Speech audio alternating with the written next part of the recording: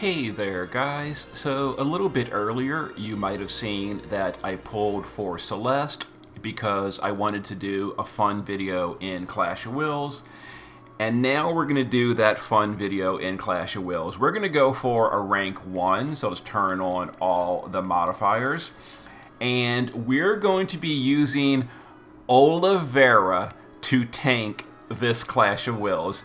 Not even kidding. So when I talked about Celeste in her review video, I mentioned that she's got that 99% mitigation for the party. It only lasts one turn. But Olivera can extend that mitigation infinitely. And I said in the video, there's no real practical use for that. Well, as it turns out, one of the most challenging things on the current Clash of Wills is surviving the physical damage. The single target physical damage will definitely be the thing that causes you problems. Even if you're using Runda, he can sometimes, depending on the party, struggle to tank this. But when you've got someone with permanent 99% damage reduction, like Olivera, he can provoke and take that physical damage pretty well. Now, to be fair, Olivera's stats are garbage. Even though I'm gearing him in basically the best defense gear I can, he's only got 5,400 defense. But 99% permanent mitigation is a really big deal. So let's get in here and do a rank 1 clear. Now, as far as the damage goes, we're going to be obviously using Celeste and Noctis for the damage. Now, Noctis is going to be using that Clash of Wills Gilded Bracer to get pretty much, again, permanent modifier buffs to his skills. And he's going to be doing a 7,000 modifier every single turn, pretty much. Now, Celeste is still going to outdamage him pretty hard because she's very powerful in Clash of Wills. But Noctis is going to do real good. So let's get in here and get a clear in, and we can have some fun with Olivera tanking and Noctis doing his thing, etc. Now, is this the best way to clear this fight? Probably not, but it's going to be fun. So to start off, the first thing we're going to do is Noctis will just AoE Dispel everything with Dispel Force. That'll get rid of the Imperils as well as the boss's buffs. Now we're going to use Kaito to summon Golem for 70% physical mitigation for one turn. Because we don't have a good source of physical mitigation, so we're going to use a one-turn Golem buff and make it permanent. Then Celeste is going to do her 99% general mitigation with high-tech barrier. We'll also do solar battery and just a bolting strike to fill the morale gauge and to deal light damage to seal the boss. Abigail will cover and do both the breaks because Kaito was busy this turn. Melissa is going to do, let's see here, Chronic Flow, Parasol Shield, and Shared Immunity. And then after all that, last action, Olivera will go to the base form and use the base form LB to extend those 99% mitigations for the next 5 turns. And we're going to continue to extend them permanently. So there we go. So, like I said, even though he's got 99% mitigation, Olivera still gets hit pretty hard because he's got absolutely terrible defense, and this boss hits really, really hard. But it's fine. He survived, and it'll be a whole lot better as our morale gauge fills up. So now we're going to use Abigail to do her LB for the general mitigation for the party. Melissa will do Shelga. We'll do Protectka and a Minutes to Might. Or Minutes of Might. Let's see. Olivera on this turn will just shift and guard. Because really nothing else to do, so, more survivability. Kaito on this turn will go to the base form. And we'll do, not that. We'll do Receding Tide. And then just a double Tranquil for the morale gain. Before we do that, Celeste will do Enlightka. and then a double bolting strike just to fill the morale gauge. Noctis is going to do his base form LB. That is going to give him a 3-turn modifier buff, which we are going to extend in a moment. Okay, so some more attacks here. Remember, the party doesn't have the 85 mitigation yet, so they're getting hit, a little bit hardish, but not that bad. And then some attacks on Olivera. The damage he's taking is down to 1,000. What a boss tanking it, the physical damage. And again, I'm having fun with this.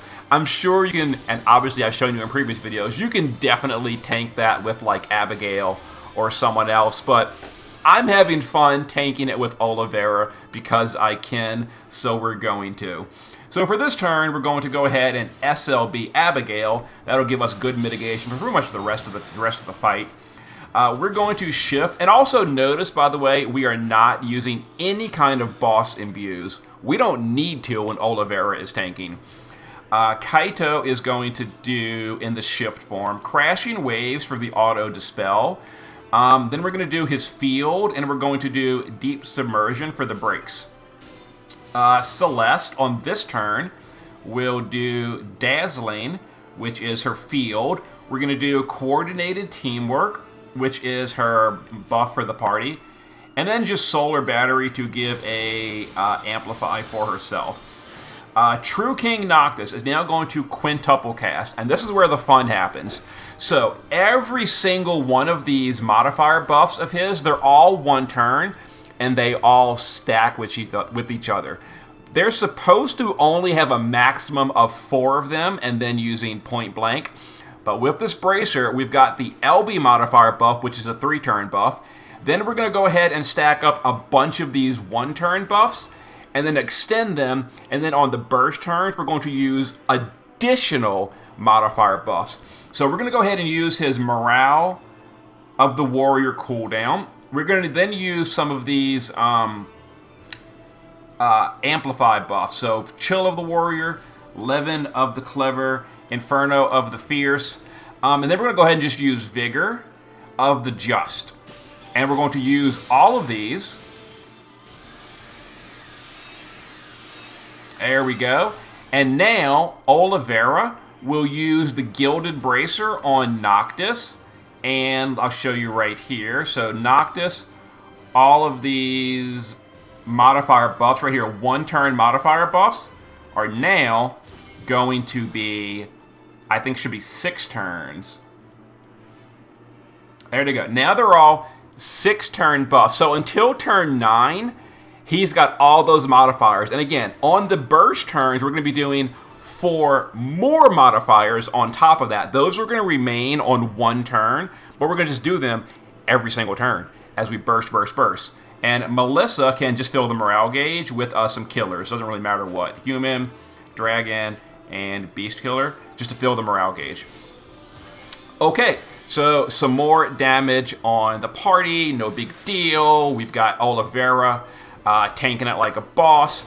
He's not guarding anymore, so there we go. Also, Olivera is not wearing any resistance gear whatsoever, so that big light damage hit on him hurt pretty bad, but 99% mitigation is exciting.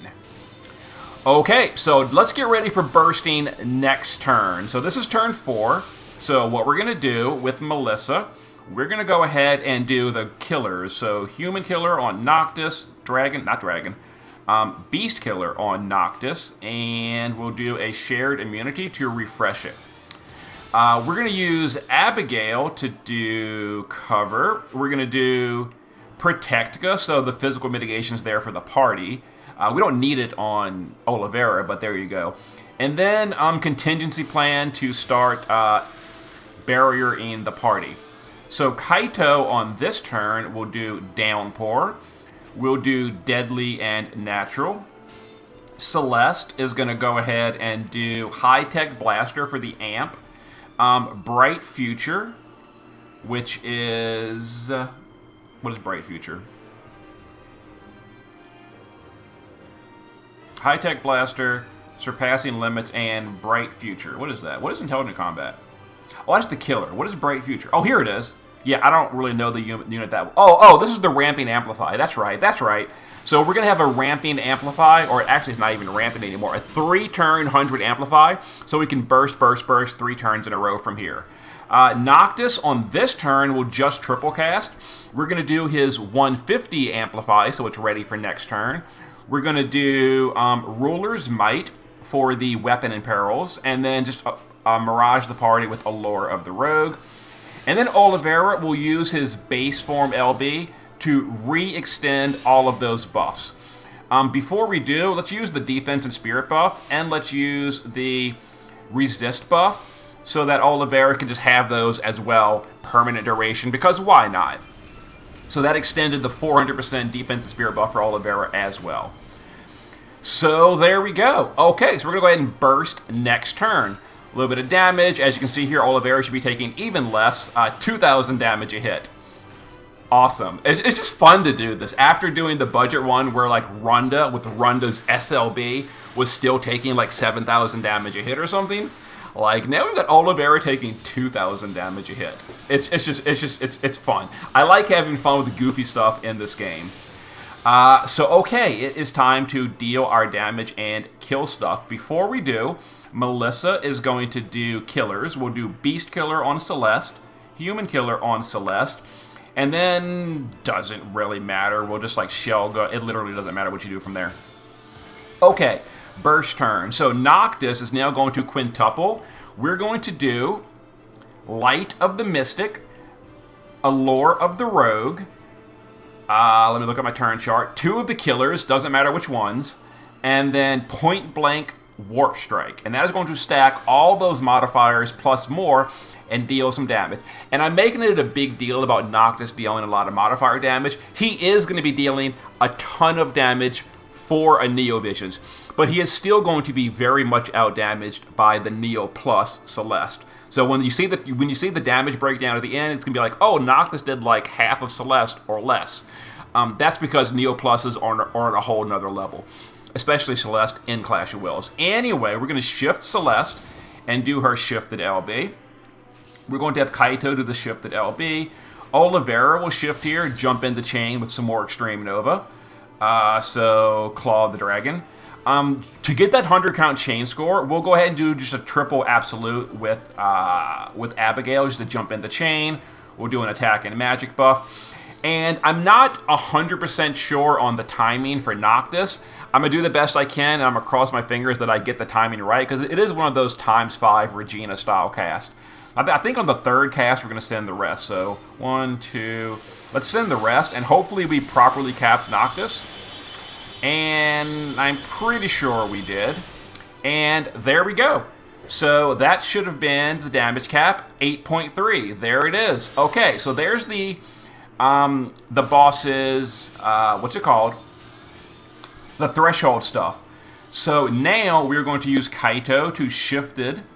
We're probably auto-casting to finish. We always hate auto-casting. So much auto-casting. Okay, so Kaito will now do Blade Storm to get rid of all that Mirage. And then we'll just do Unpredictable and Undulating to extend the debuffs and get rid of the boss's buffs.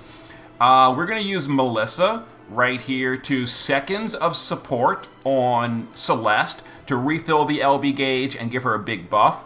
Then we're going to Human Killer and Beast Killer on Noctis to refresh them, so that can go off. We can use Abigail to SLB for the survivability. And then we just reload the rest of the party. We're going to Extreme Nova with Olivera and Celeste, and then cap it with Noctis. So we'll do that. We'll do this. And okay, hopefully I timed this correctly. So 1, 2, 3, chain, and please have done it right. I think I did. Okay, there it is. Pretty good. And then we'll go ahead and finish it off next turn. So 5.7 on the follow-up burst. Now, the next burst, we're not going to have the 100 amplify anymore. We're just going to have the 50 amplifies, but that's fine. And we are in phase 2, so the boss is hitting a little bit harder. As you can see, Olivera is taking some bigger hits. But, again, no big deal. So, we will now finish off the boss. So, before we do anything, we will have Kaito triple here. We will do Downpour, Deadly, and Natural to just re-extend all those killers and all that. We'll have Abigail just refill the LB gauge for Celeste with some bar for rages. And we'll just reload, and we'll go again. So do all that. Let's do this. And then we'll send Noctis 1, 2, chain the rest. Hopefully I did it properly. I think I did. And there it is. There is the end of the boss. A nice, clean 7-turn clear. And we were never in any risk whatsoever from the boss's damage because we've got permanent 99% mitigation on our provoke tank. Now, Olivera basically contributed nothing except provoking, but hey, it helped, it worked, and there it is. And damage breakdown, like I said, Celeste does approximately double the damage of like Noctis in Clash of Wills. Outside of Clash of Wills, keep in mind, the stuff we did with Noctis right there, that is literally nothing to do with morale. Everything we did with Noctis, we could have done that in Dark Visions, while Celeste will not be doing nearly this much damage in Dark Visions. So Noctis is going to be a really nice unit in Dark Visions. Hopefully they don't do anything about the Bracer because, it's strong. It is so strong on Noctis. But in Clash of Wills, Celeste is very, very, very strong. Out of real quick curiosity, I'm going to open my own damage spreadsheet, and I forgot. I'm going to look how much Noctis does compared to Celeste in Clash of Wills. So Celeste about 3.9, Noctis about 2.2. And yeah, that pretty much adds up right there. Approximately a little bit more than half of Celeste's damage, and that's exactly what happened here. 6.6 versus 11.4. So yeah.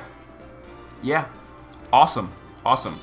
And, the reason I wanted Celeste, honestly, was more for the 99 mitigation that Olivera could steal. And that was like the meme of it, is me using Olivera to tank. Because it's fun. It's fun to do goofy stuff like that when it works. And it did work like that.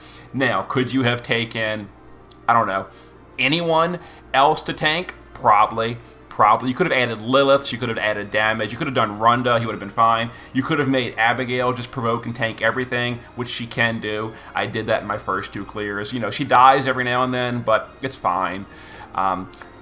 Or you could add Olivera and let him just rock out that 99% permanent mitigation, and that was fun. That was fun. Anyway, here's the party. Melissa, who cares? Not provoking, it's all that matters. A little bit of Esperfill, because we do want that turn 1 golem for that 70% physical mitigation. Yeah, and keep that in mind as well. Olivera only had 70% physical mitigation for that entire clear. If we had like a real physical mitigation buff, like Protect a +3 or something, Olivera would have been taking a whole lot less damage even. Anyway, Abigail right here. Olivera did steal the premier tanking gear, so like the Clash gear, the Clash helm, all went to Olivera. But there you go, a little bit of counter build, because why the hell not? She caps everything pretty easily. And there it is. And now that I think about it, oh boy, that new Clash of Wills gear has like 200% stats. Oh, that would be so good on Olivera, because his stats are absolutely garbage. He cannot gear for shit. Like, he's such a bad gearing unit. But if I had bought that Clash of Wills tank chest piece and tank helmet and put those on him, oh wow, that would have boosted his stats dramatically. They have 200% to each. I'm tempted to do it just for the fun, but I don't know. That's kind of expensive. So Noctis in the shift form was his support build. So Empress Rod, Dispel Force, Esperfill. In the base form, he did damage. So base form was geared for damage. I did give him the leftover gear, so again, that's part of the reason Celeste was also a lot higher than Noctis, because I gave her the primary Clash gear, so Noctis had leftover stuff. Celeste is using all the best Clash gear. But anyway, there it is. He's maxed on all the killers. There it is. Olivera, the tanking boss. So right here. So high Celestite Bracer of Will. Those of you that are asking, what bracer are you talking about? This is the bracer that extends modifiers for Noctis. We gave it to Olivera because he had a free turn. So right here, it does say LB modifiers only. It's a lie. It extends all modifiers. So there you go. We gave that to him. And passive provoke, and as much bulk as we could reasonably fit. Jet shot, all that. Shift form, mostly the same. A little bit of chaining skill with Eye of the Dragon right there. So even with all this gear, look at this. He's still only got 270% HP and 250% defense and barely any double hand. Like, his stats are so unbelievably bad. He has no passives whatsoever, my god. But yeah, if I had bought, for example, the Clash of Wills, the new one, the helmet and the chest piece, those each give 200% to tanking stats. I could have then maxed him out, and he would have had, like, some real stats, you know what I mean? He could have been actually a lot better of a tank. But he did fine. He did it. He did it. Kaito, both forms. Honestly, who cares? Just whatever. Bulk and an elemental weapon. Who cares? Sylvie's card. I should have given him a better card, but whatever. It didn't matter. And then Celeste, in the base form, a little bit of Esper fill. Shift form, same thing, but I gave her some LB fill, and then we gave her the Turning Point card.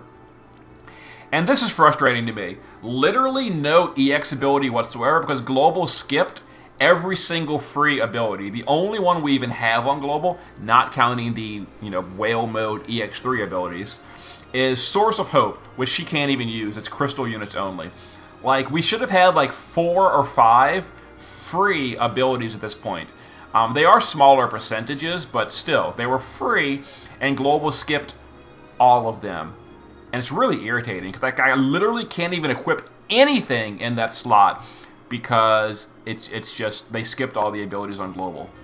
Feels bad, man. Oh, also, Celeste got the Overkiller for Ifrit, whereas Noctis got nothing. Anyway, there was just a fun way to do the boss with a light party using Noctis's modifiers and tanking Olivera. Anyway, there you go. See you in a bit. Oh, turn chart will be in the comments if you really want it. See you then.